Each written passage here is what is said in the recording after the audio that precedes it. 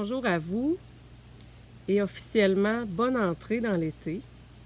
Ça me fait plaisir d'être avec vous en ce lundi 27 juin pour accueillir et nous ouvrir au don de la parole de Dieu qui vient nous ressourcer, nous régénérer et qui ce matin, d'une manière particulière, va nous inviter à partir vers l'autre rive. C'est-à-dire à suivre Jésus, le vivant, qui nous entraîne dans sa vie, dans sa joie, dans son bonheur. Alors, alors que nous nous préparons à écouter la parole, prenons simplement le temps de nous déposer en accueillant ce temps qui nous est donné, mais aussi ce temps que nous choisissons de prendre pour accueillir l'Esprit, nous ouvrir au souffle de Dieu présent en nous, présent tout autour de nous dans la création et qui nous relie à Dieu comme les uns aux autres. Alors, déposons-nous le temps d'un instant. L'Évangile de Jésus-Christ selon saint Matthieu.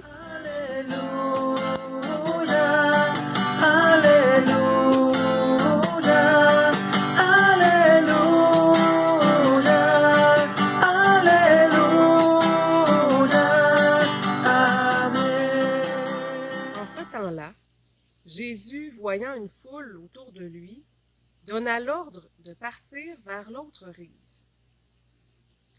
Un scribe s'approcha et lui dit : « Maître, je te suivrai partout où tu iras. » Mais Jésus lui déclara : « Les renards ont des terriers, les oiseaux du ciel ont des nids, mais le Fils de l'homme n'a pas d'endroit où reposer la tête. »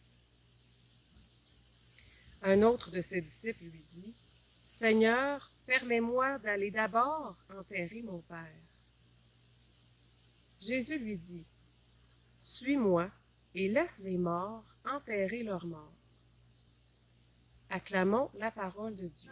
Alléluia, Alléluia.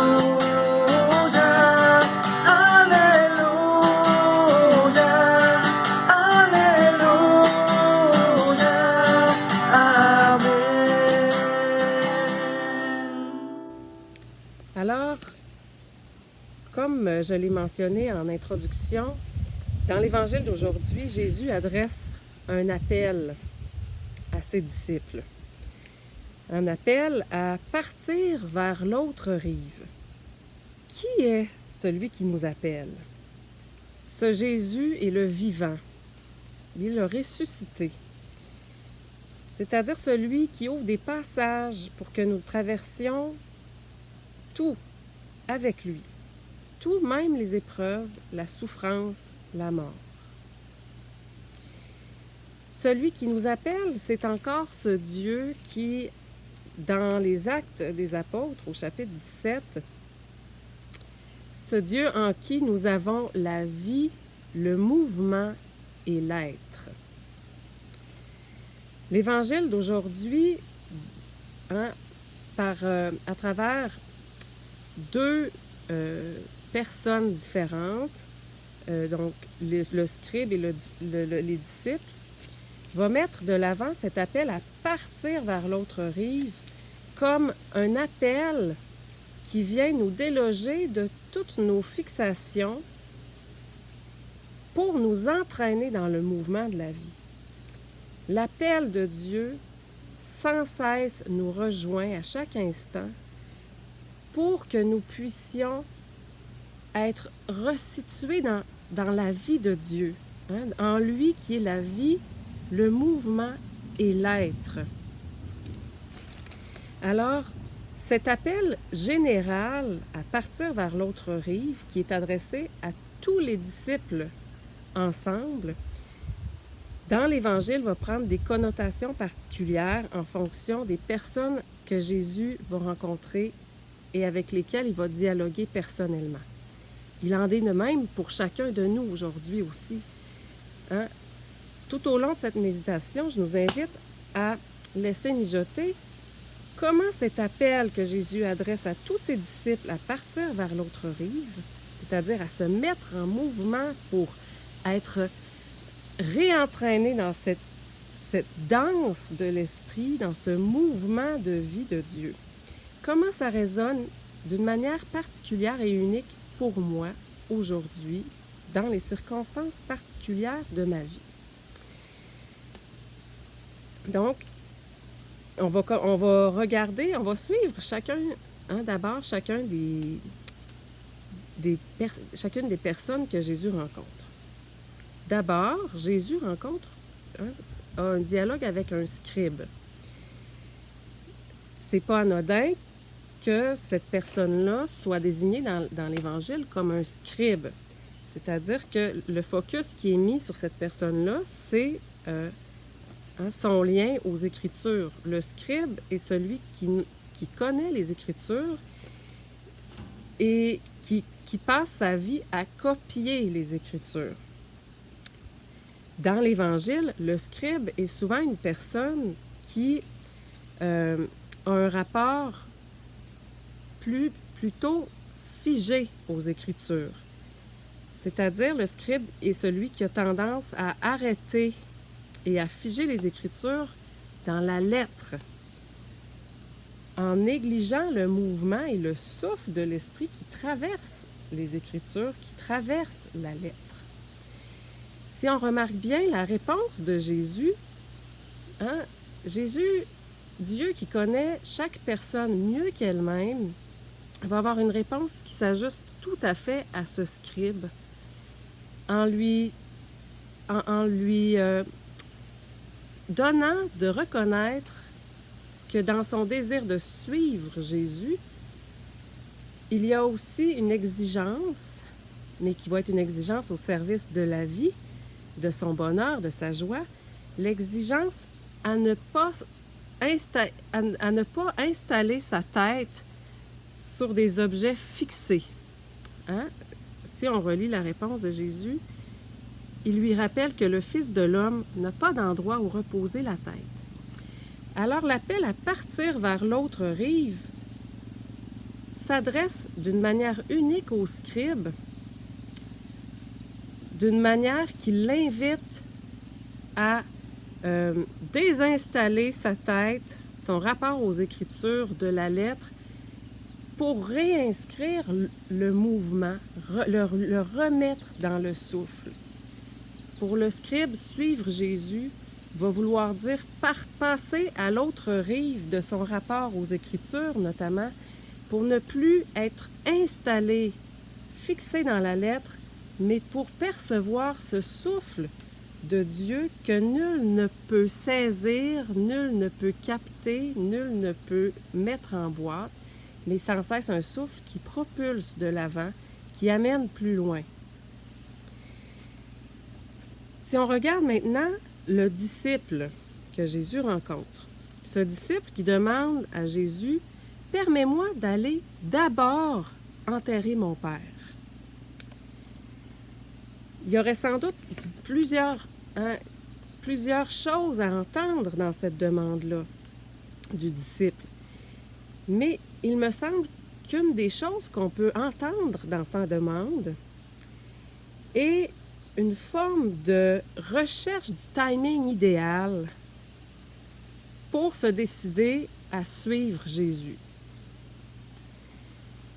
Recherche du timing idéal qui nous projette toujours dans un futur, mais qui ultimement, nous le savons, comporte un grand piège parce que souvent, ça nous maintient dans une manière de retarder sans arrêt, une recherche qui est sans fin parce que ce timing idéal-là, finalement, n'existera probablement jamais. Derrière cette recherche-là aussi, ce qu'on peut entendre, c'est remettre notre quête de la vie et du bonheur promis en Dieu, remettre cette quête-là à plus tard.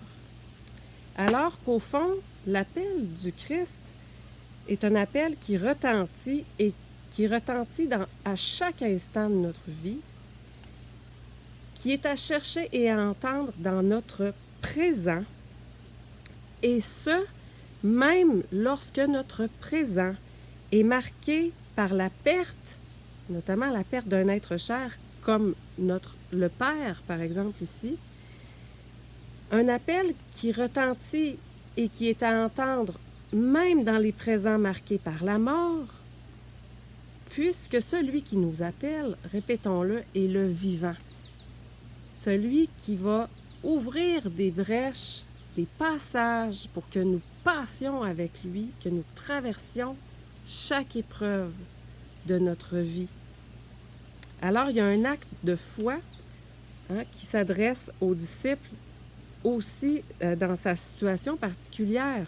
« Suis-moi, lui dit Jésus, et laisse les morts enterrer leurs morts. » C'est donc dire que Jésus lui dit « Tu n'appartiens pas à la mort, pas plus que ton Père appartient à la mort.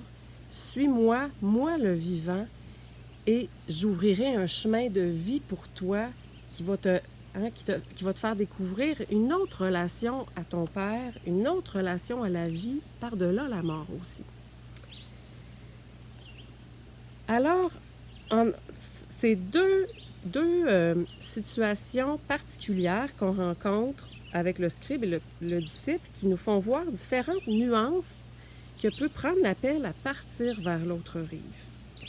Je nous invite maintenant à nous poser la question. Et pour moi, aujourd'hui, comment Jésus, le maître de la vie, le vivant, comment m'appelle-t-il à partir vers l'autre rive? Ça peut nous... on peut décliner ces questions-là avec des sous-questions que je vais simplement nous adresser pour qu'on les laisse mijoter en dedans. Dans quoi, moi, personnellement, ai-je tendance à m'installer, à me fixer, à me figer? Qu'est-ce qui me retient? Qu'est-ce qui m'attache? Qu'est-ce qui, dans ma vie, me paralyse, étouffe le mouvement de la vie en moi? Et en posant toutes ces questions-là, je nous invite aussi à nous rendre proches de ce désir de fond à travers lequel l'appel du Christ retentit, ce désir ou cette grande quête de bonheur, cette grande quête cette soif de vie, une soif de liberté qui est à écouter, à entendre aussi, et je dirais même à lui faire de la place. En nous posant ces questions-là, ça va nous aider à devenir plus lucides sur les différents mouvements qui nous habitent. On a déjà parlé de ça. Il y a des mouvements en nous qui bloquent la vie, qui la paralysent, qui la freinent. Il convient et il est d'une importance capitale de sentir, de reconnaître et de nommer ces mouvements-là. Plus on devient lucide, plus on devient libre de choisir, de s'enraciner dans d'autres mouvements qui, eux, viennent avec l'appel du Christ, des mouvements qui nous entraînent dans la vie, qui nous ouvrent au présent, à accueillir avec gratitude ce qui nous est donné dans notre vie.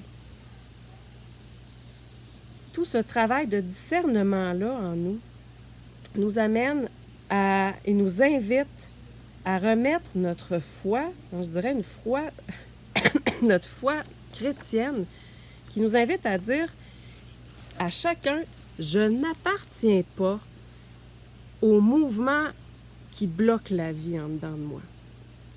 Je n'appartiens pas à mes peurs, je n'appartiens pas à mes insécurités, ni à mon anxiété. En Christ, le vivant, qui ouvre des chemins à travers toutes les épreuves, j'appartiens à la vie. Alors, c'est donc dire que dans chaque situation de ma vie, aujourd'hui, en ce moment même où on est ensemble, où on médite ensemble, où on écoute la parole de Dieu, le Christ m'adresse son appel à partir vers l'autre rive. C'est-à-dire à choisir d'entrer dans son mouvement, à choisir de me placer derrière lui pour me laisser entraîner dans sa vie, hein? Pour me laisser, pour apprendre à vivre en lui, qui est la vie, le mouvement et l'être. Alors, en cette période estivale, et aujourd'hui, d'une manière particulière, en terminant cette méditation, demandons à Dieu de nous accorder cette grâce d'entendre son appel qui nous adresse d'une manière unique à partir vers l'autre rive.